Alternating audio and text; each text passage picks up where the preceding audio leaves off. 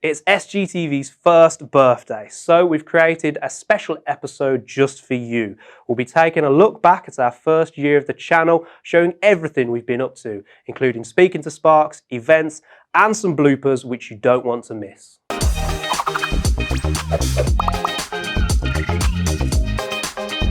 To celebrate SGTV's first birthday, we are giving you the chance to win some prizes. Let us know your electrical experiences on Twitter and Instagram. We'll be reviewing the stories and those with the best will win a prize. So we want funny, we want topical, and we want interesting. You have until the 25th of September to get your stories in. Since the very start of SGTV, we've had Sparkies joining us on the show. We've covered many relevant topics, such as their journey to becoming a Sparky and the future of the electrical industry. So let's take a look back at the Sparkies we've had on the show.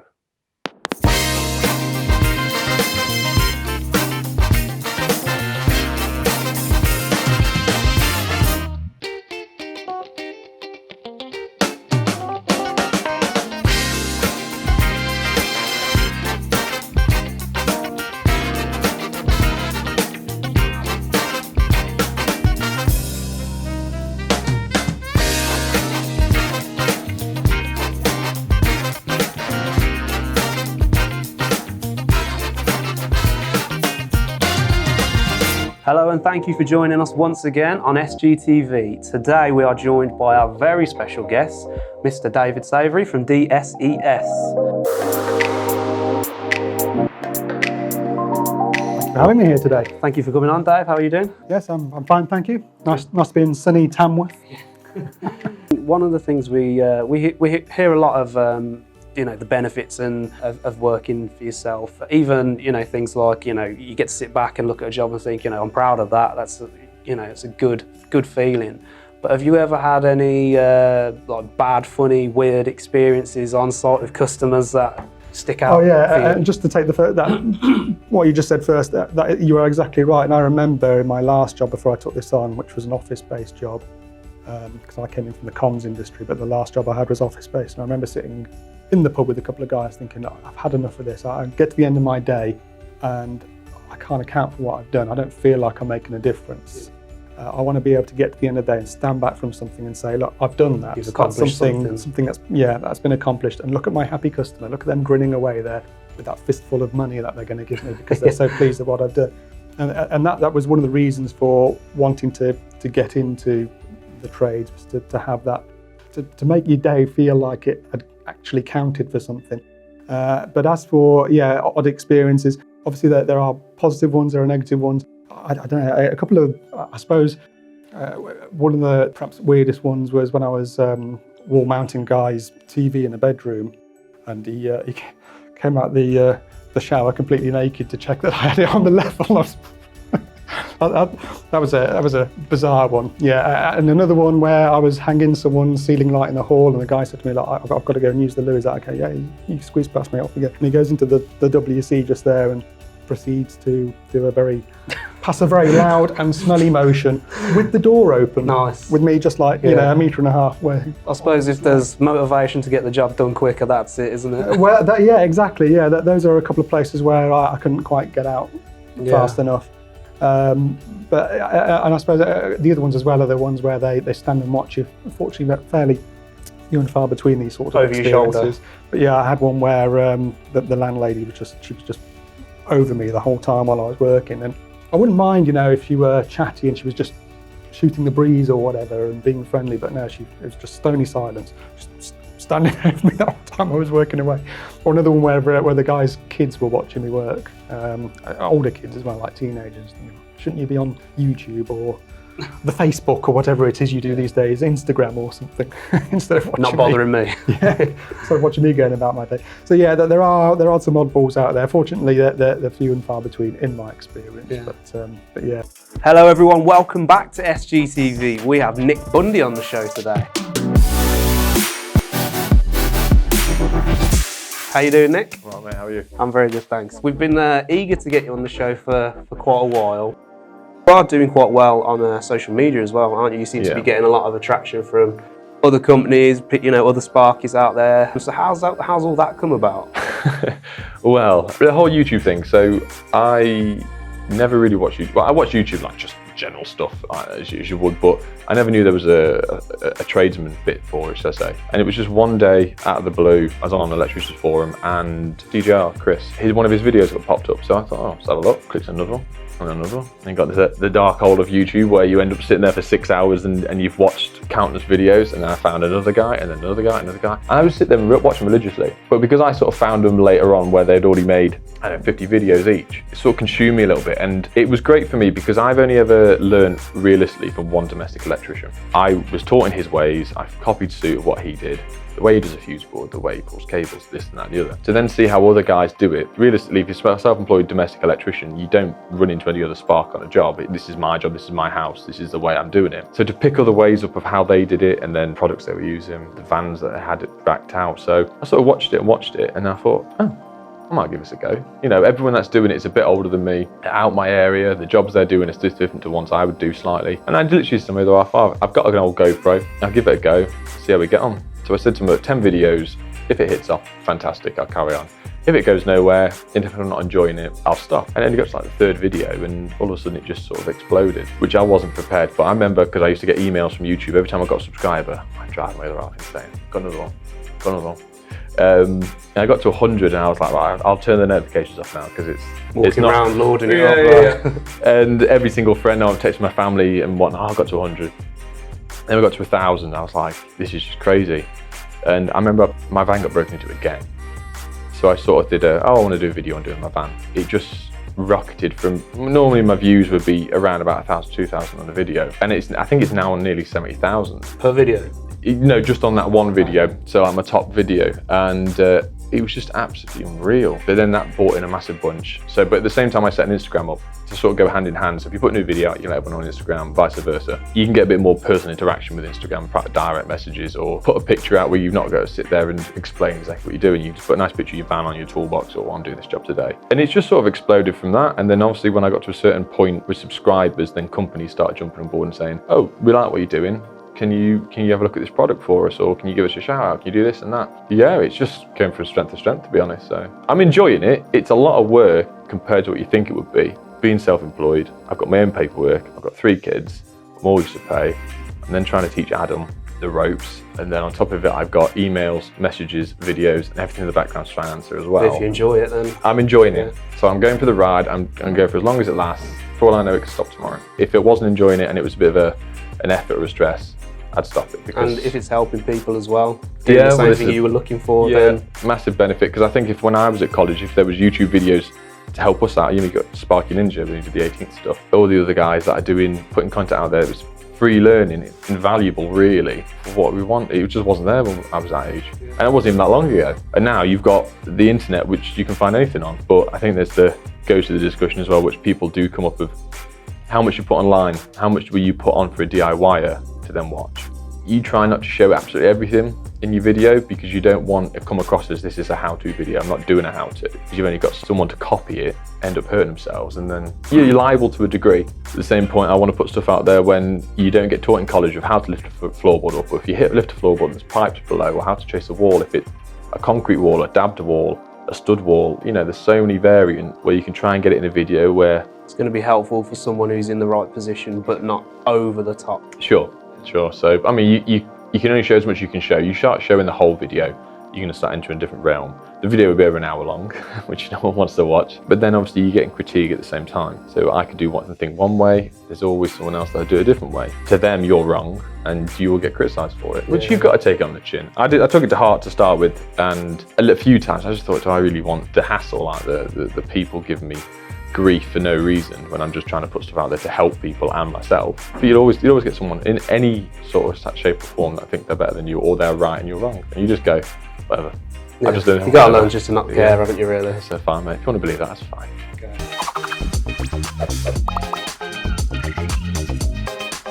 Hello, everyone, and welcome back to SGTV. We're joined once again by Karen Boom. Karen, so I've been trawling through your Twitter page, and I found some questions based on the subject of awkward customers. So my first question is, in a customer's point of view, can you do it cheaper? Well, this is a topic of debate. I don't know why or where it's come from, but people feel that it's okay to haggle, that your price is not your best price. I mean, you wouldn't go to Tesco's and fill your basket up and get to the checkout and go, oh, I know the till says it's £15.60, but could I give you just 15? You wouldn't do that. There seems to be this perception with tradespeople that you can haggle. But what you have to understand as a customer, when you ask for something cheaper, the electrician's got to, that will basically come off their salary, because they've still got to pay all of their overheads. They're not going to go to the garage and say to the BP man, well, you know, the customer did a bit of haggling earlier and I'm actually 60 quid down. Can I just pay you half for the diesel? The garage is going to go, no. Yeah. You can't go to the accountant and say, well, you know, I got knocked on a job earlier, so can I just pay you 50 quid for this month's accounts instead of 100? The accountant's going to go, no. It does irk me slightly, because I can't. It's not like I've got a pot that I can raid and go, oh yeah, this is for people that want a discount. Yeah. Effectively, that's going to make my day rate less. And your rate is your rate. Well, my rate is my rate. And when I come to book my holiday with Thomas Cook, I can't say to the girl, can I pay 20 quid less for that? Because last week I did a job, I'd quoted 500, but I let him have it for 480. Yeah. That money comes out of my pocket. What's your response to a customer that would give you that in the politest possible way? More or less what I've just said to you. Yeah.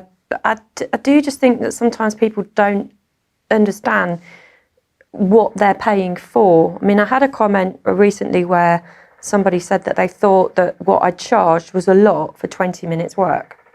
But that 20 minutes, customers are not paying per minute, because they've got to understand that they're paying for the experience that I've got that enabled me to do that job in 20 minutes. Well, I did say to the man, you know, would you have rather that I'd walk around and poke my volt stick about for a bit longer? Because I could have done. I could have gone, got to get in the loft. I know tradespeople that have been caught going up in the loft and sitting there scrolling through Facebook for 3/4 of an hour just to make people feel better. And it's almost like, I've got another friend who works in a garage. She works for an engineering firm where they do lots of cars. They've got to the point now where they'll hold off phoning people up to tell them that their vehicle is ready, because they get a lot of clients that come and say, well, that didn't take you very long. Is it still 250 quid? Because it only took you blah. You know, they don't realise the effort and time that has gone into and the training and the qualifications and the ongoing training and the insurance, heating the building, you know, paying for the energy. Is it something that you get asked quite a lot? It tends to go in fits and starts, to be honest. Yeah. You tend to get a few on the trot, which then makes it very poignant, and then you can go a couple of weeks and, I mean, it's a real weird one, because I do work for quite a lot of people that we never discuss the price, weirdly. They just feel happy knowing that they're getting somebody to come when they say they're going to come, communicate with them, be polite, be respectful, leave the house really tidy, go home and send them an invoice. And then you get other people that are, that sounds like quite a lot. So it just depends. Our very first video went out a year ago today. This was an interview with electrical legend Billy Byrne. Since then, we have gained over 1,500 subscribers and we launch new videos every single week. We've also been keen to get other Sparkies on the show. This included Graham Onslow and Kathy Cockin, who both had their own unique experiences. So let's check out a few clips from their time on the show. Hello and welcome back to SGTV. Once again, we are joined by our very special guest, Graham Onslow from Onslow Electrical. Today, we're going to be talking about apprenticeships. How did you get an apprenticeship, Graham? Apprenticeship, basically talking to companies, ringing around back in the day when the Yellow Pages were still around, and it was, you know, quite a thick thing. But I had to use that to like reach things a lot. Yeah, that's it. Yeah, yeah. So I rang 35 companies. You know, you've got to get out there and do it yourself. You know, even at that age, nobody's going to do it for you. You know, your parents said, look, get the phone book out. Just you know, go through, see what people, see if anybody's taking on. And even out of them 35, there was only 3 companies. So I was lucky, really. There's only 3 out of 35. So from there, then they all wanted like a week's trial where they pay you like £50 for the week, and you just help out and see what you think. And yeah, out of that, I got two offers out of the 3. So they you know, were keen to get me signed up. Once I did that, then I was then introduced to the JTL scheme, which is where they do the advanced modern apprenticeships, which then obviously, you know, your college and all that is all sorted for you by the employers.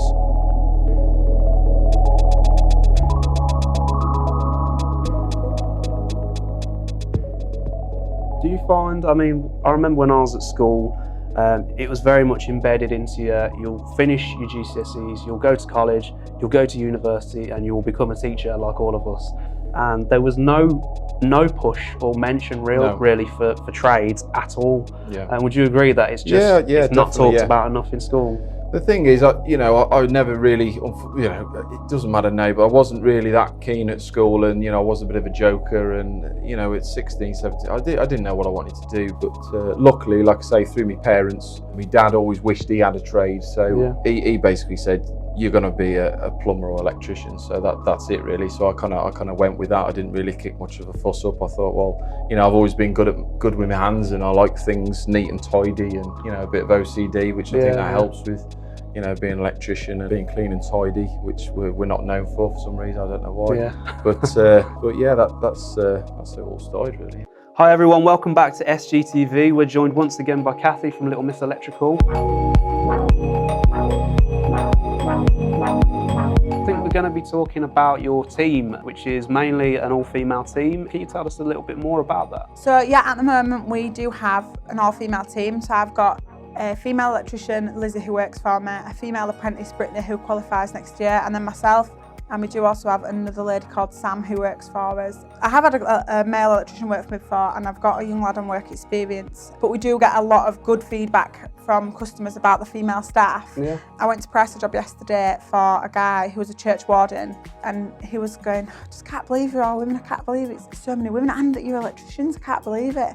And a lot of our customers, I'd say especially female customers, do respond really well to the fact that we've got female staff. Also, I do quite a lot of estate agent work, so some of the tenants are happier if maybe they're single women that live by themselves, having a female going into the house. You know, sometimes if they're not in, or if they are in, I don't know, it just makes people feel more comfortable sometimes. I was going to say, I mean, do you find having an all-female team, is that more appealing to certain customers? Yeah, I think so. I think like you get a variety of things going on. So we get quite a lot of female customers, not necessarily single or living in all-female houses. They might have a husband or children that are male, but for some reason, like they do definitely respond better to it. And I don't think it's about, people quite often say to me, oh, I bet they feel more comfortable or less worried about you. But I think a lot of the time it's just about curiosity, and also like just supporting other women. There's a massive movement now, isn't there, with the Me Too campaign, and so I think that's brought women together a lot in supporting each other in whatever they do, trying to help each other in being successful. And then there obviously is the element as well of if you're working in places where there might be vulnerable people, they again will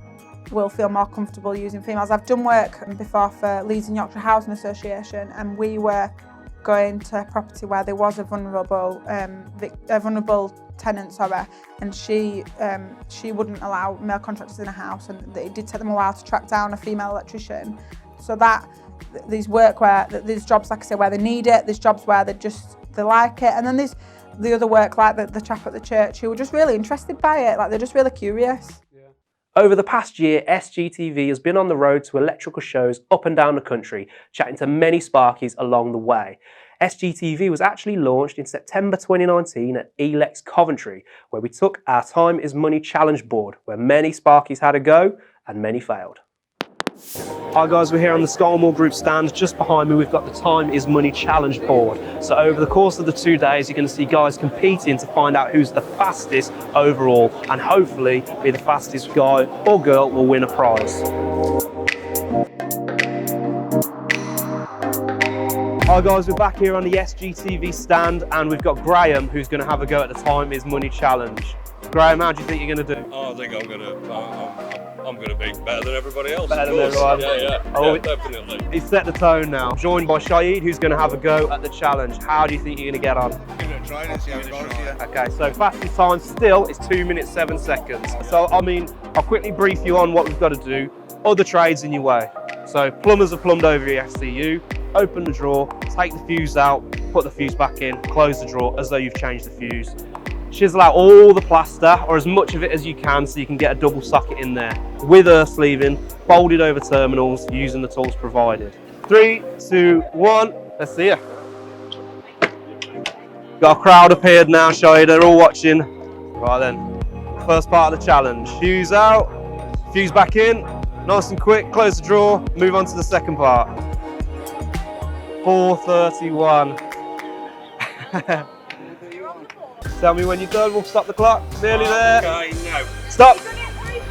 3:40. I'll take that all day long. Graham, it's not the fastest time of the day, but it's still a very good time. But it's a proper job. It's a proper job. How did you find the challenge? Yeah, it was all right actually. Yeah. I want to thank you for coming on the show. Graham, it's mate. been a pleasure. Done. What's the time? 2 minutes 40. Oi. Rob, how did you find that? 2 minutes 40. Right, thank you for coming on. I appreciate it. We'll see. 3 tools that you have in your van, essentials. 3 essential tools in the van. Mine would be... Not because they'll got nicked. Yeah. Cable rods, which are brilliant, which get you out of any trouble, especially with the light on the top. A tester, because whenever you go into a house or commercial business, you've got to do testing before you can find out where faults are. And drawings. Drawings of the place you're at. Because I often might say to myself, I say, this is a must need. This is a must need. But that's a clever question, that is.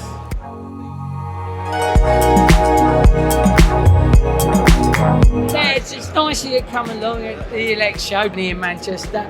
And we're doing a thing about how do you get over stress? How do you fight stress? You're a wholesaler. I'm a wholesaler, so you've got to have a plan B and a plan C, which reveals stress. You've got to have somebody you can go back and talk to. You know, you don't bottle it up yourself. When you're getting plenty of business and the business is going well, your stress tends to go away a little bit. So looking for work, having work, it's a stressful thing, trying to get the clients. Very, very stressful. And then you deal with other wholesalers who sometimes you lose business too. So you have to be on top of your game, because otherwise contractors will go elsewhere. I always say you're only as good as your last job, you know. So it's very, very competitive. But if you've got someone you can talk to halve the stress, does that help? Massive, absolutely massive. You know, so talking to, and normally if you've got something bad going on and you talk to somebody, it feels so much better. You get off your chest and then you listen to somebody and then you move on. You know, but as I say, I've been in business over 25 years, and the biggest thing is I'm still here. I'm still here and happy. As you all know by now, a global pandemic hit back in March. But we didn't let that stop us here at SGTV. So we had Sparkies on Zoom calls, house party apps, and we even did a virtual pub quiz just to keep your spirits up at home and keep you entertained and informed. I'm a bit jealous of Ryan. He looks a lot more comfier than I do. Yeah, I'm on a nice chair. It's not, I've had to come out the way of the kids, or this will be filled with kids asking me stupid questions. So.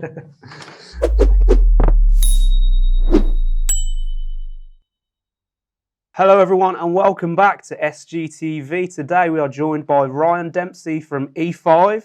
Say hello, Ryan. Hello, you okay? Yeah, good, thanks. It's good to have you on the show.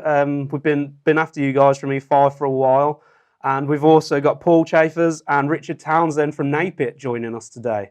How you doing? How are you both? I'm good, thanks. It's good to have you. It's good to have you both. Am I saying this right? Is it Napit or is it Napit? Which one is it? told off. Napit apparently. It's Napit, but I think outside the business you can say what you like. Inside, it's frowned upon to say Napit. So inside, I did have a suggestion at the last Elex that they should all have T-shirts with a picture of a horse on the back and someone digging a hole, and just for pronunciation, just to help people understand how it's meant to be pronounced. That's not a bad idea. I think, especially with my dodgy Midlands accent, saying it right, I don't want to get slapped on the wrist. So today we're going to be talking about EICR. So we'd hope that any electricians, if not all electricians out there, should be aware of what it is essentially. But for you guys at NAPIT, could you give us a brief explanation of what EICR essentially is? an EICR used to be called a periodic inspection report, but that could mean anything. Like, go and look at a shed, go and look at your lawn, and do a periodic inspection report of it. So a few years ago, it was decided to change the name of it to an electrical installation condition report, because it was deemed that the end user would understand actually what they were getting. They were going to get a condition report based on the state or condition of their electrical installation, so EICR. And that's essentially what it is. It's a statement of a certain amount of checks, limitations if depending on certain aspects that are accessible to an inspector, with an overall understanding of what that electrical installation is good for, whether it's safe for continued use, whether it's satisfactory, unsatisfactory, whether it meets the exact parameters of the latest standard of 7671, because we always carry out an inspection to the latest standard. That doesn't mean that previous installations are any less safe. It does state that in any version of 7671. You can have older versions, doesn't mean they're any less safe. But an EICR, its basic role is to ensure that an electrical installation is safe for continued use. That's it. That's all it's for, really. Hello everyone, welcome back to SGTV. So today we've got a pub quiz, all at home in our own little studios and man caves, and we've got 3 guests on the show. We've got Dave Savoury. Dave, say hello. Hello, hello. There he is. We've got Nick Bundy. Yo, yo, yo. How we doing, Nick? I'm all right, mate. I'm all right. And we've got James Beck. Hello, everyone. Another one. So Pot noodle one. You're all going to be competing against each other. So, who do you think's got the strongest general knowledge out of you 3? Dave. Not me. I don't think. I don't know. It depends what the questions are. It's been a long time since I've been involved in a pub quiz, general knowledge pub quiz at least. Yeah. What was you saying about Love Island a minute ago? Yeah, I think if any of those questions come up, that's me out. That's more Nick's territory, I think. That's fair. Yeah. Not knowing it there, Nick. I get forced to watch it, I'm not going to lie. But... You love it, you're not going to lie. I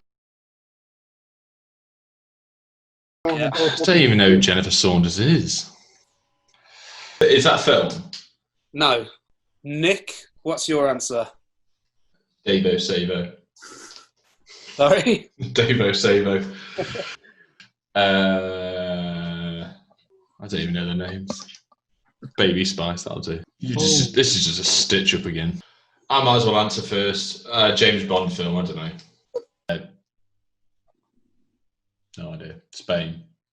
So, no answer for Nick? I don't even know if this is in Germany. Stockholm. I have no idea. Yeah, I've got 0, so I'm okay. You can call it last, it's fine. Wasn't there some mention of a cash prize for the top one and a beer fridge for the second one and nothing for the third? Yeah.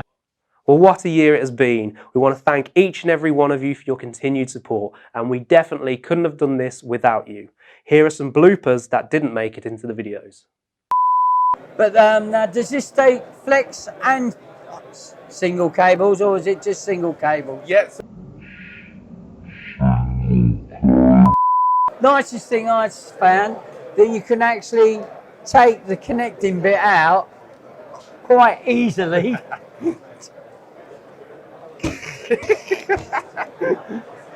It's, I think they just, if you push it on the side, it pops Just out like like that. See, it's easy as that. But what you got here now? Hi everyone, we're back here at SGTV with Ted Bun. That went wrong. That went wrong quick, didn't it? But it's because I watched that fucking show the other day with him. That's why. Sorry, man. Fucking hell. Right. Okay. Right. Hello and welcome back to SGTV. We're joined once again by Tim over here in Dubai. So Tim, we've got some products in front. Did you get it as well? Yeah. Dubai. That was a bit strange. Hi everyone, we hope you are having a fantastic Christmas break. I just spat on that one. We've had the likes of David Savoury from DS Electrical. Oh, fuck you. Keep getting them wrong. Yeah. No.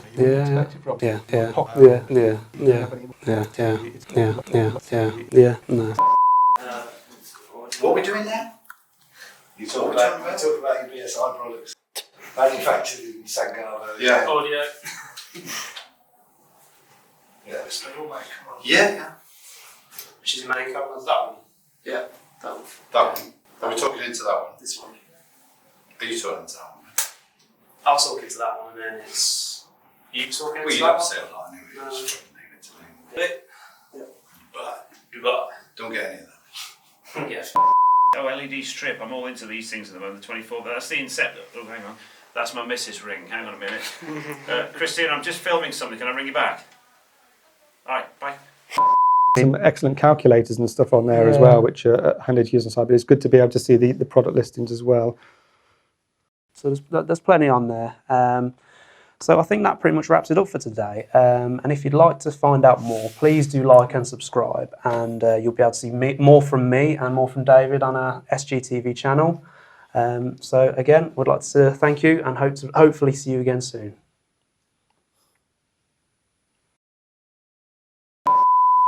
Good morning and welcome to Sandown. I'm just nearly fell off the seat. What is a megapixel? What's that thing? It was easy for you to say, wasn't it? Megapixels all to do with the picture quality. Hi guys, we're here on the Scolmore Group stand. Just behind me, we've got the... Hi guys, welcome to the SGTV launch show. Fucking ruin that. It ain't gonna happen, is it?